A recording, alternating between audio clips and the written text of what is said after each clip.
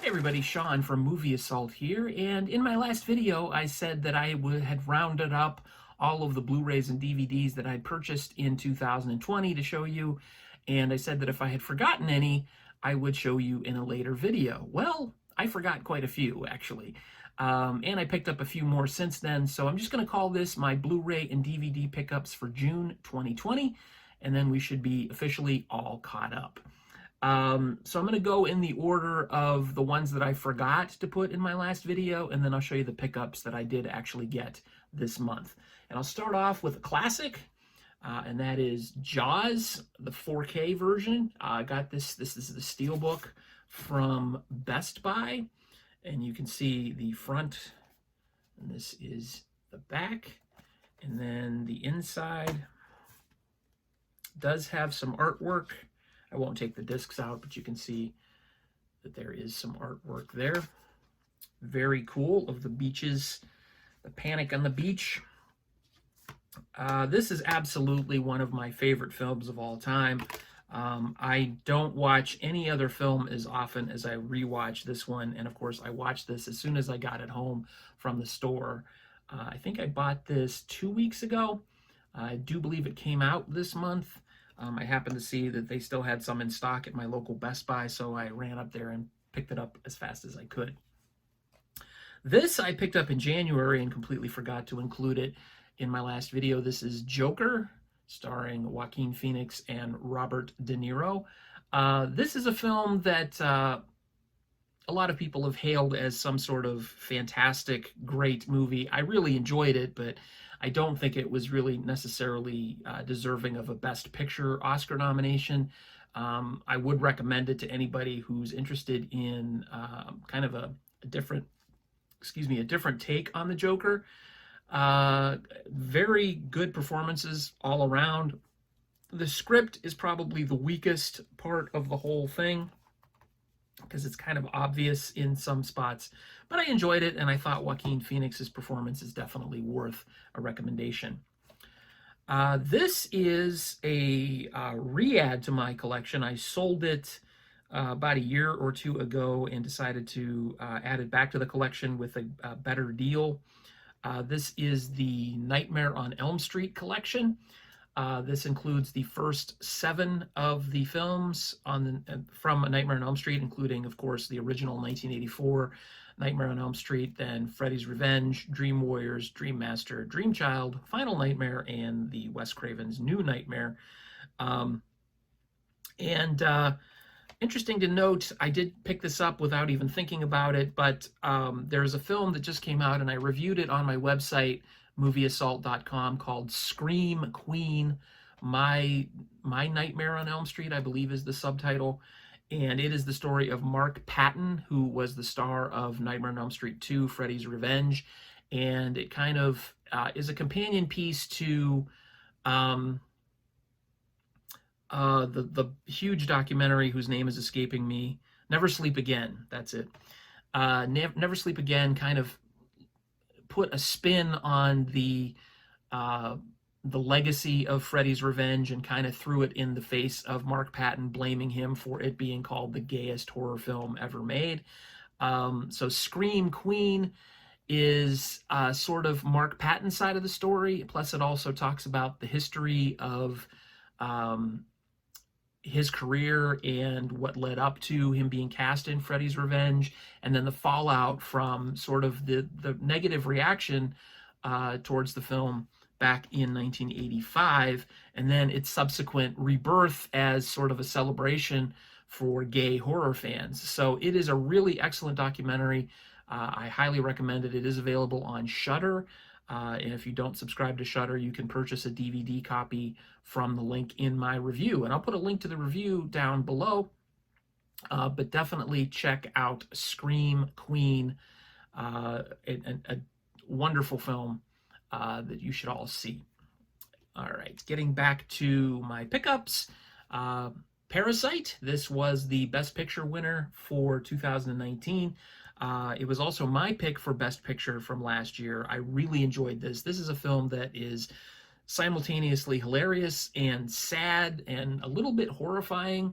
Even though it's not a horror film by any stretch of the imagination, it is just a really, really good film. And if you're the type of person who says, hey, I don't like subtitles, I don't like watching movies with subtitles, try this one out. Just saying, you're missing out. This film is a classic from the 80s, kind of an overlooked classic. This is Miracle Mile from 1989, starring Anthony Edwards and Mare Winningham. And this was written and directed by Steve Desjarnette. Desjarnette, I'm probably pronouncing that horribly wrong. Nonetheless, this is a fantastically underrated and overlooked suspense film from 1989. Really has a great sort of ominous atmosphere. You're not really sure if what's happening is really happening or if it's a prank gone bad, but absolutely worth your time. Just an absolutely underrated classic. Not an underrated classic is the only DVD I have in this particular video, Rago, King of the Sea Monsters. And this is a terrible kaiju film that I bought on a whim at Walmart for like $9. The CGI in it is absolutely horrible. It makes the sci-fi films like, I don't know, Robo Shark versus Octopus from Hell or whatever the fuck they have. Those types of films look absolutely spectacular compared to this. This is awful. And I believe, and I'm not 100% sure, I believe this was made in the 90s and just re-released for the United States recently. I could be 100% wrong on that, but whatever it is, don't bother with Rago. All right, these are the films that I picked up since I made my last video. I made a trip to Big Lots, and I also picked up one from eBay.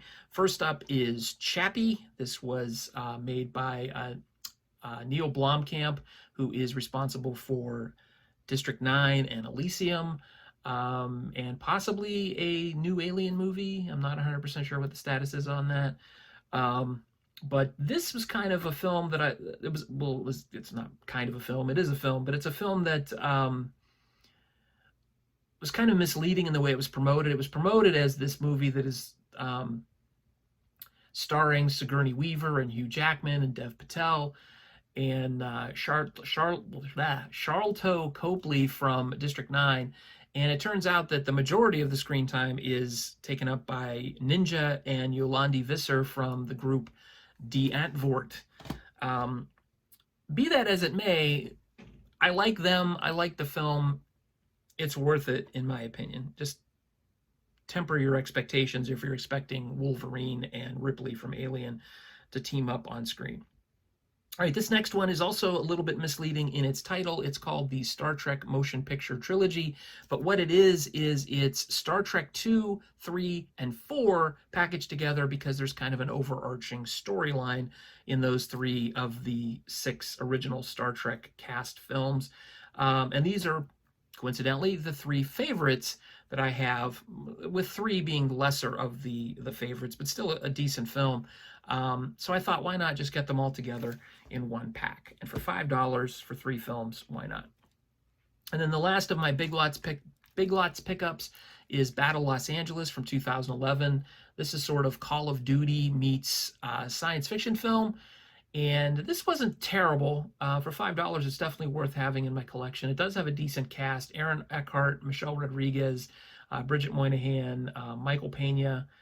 This was directed by Jonathan Liebsman, and I don't know anything else that he has done, at least not off the top of my head. But it's definitely worth checking out, and it's probably worth adding to your collection if you're a science fiction action type fan. Definitely worth adding to your collection, and this is the one pickup I have from eBay. This is The Last Starfighter. Just got this in the mail yesterday. This is a overlooked and highly underrated 1984 science fiction action film. Has a little bit of comedy in it. It's definitely more family oriented, I would say, than a lot of films are. This was just a PG-rated film, didn't go the PG-13 route, and it is famous for having some of the earliest examples of pure CGI on film for the action, the outer space combat. So there you go. That finally gets us caught up on my pickups for 2020 and for June 2020. Thanks for watching. As always, feel free to rate, comment, and subscribe if you haven't done so already. Thanks again for watching, everybody. Take it easy.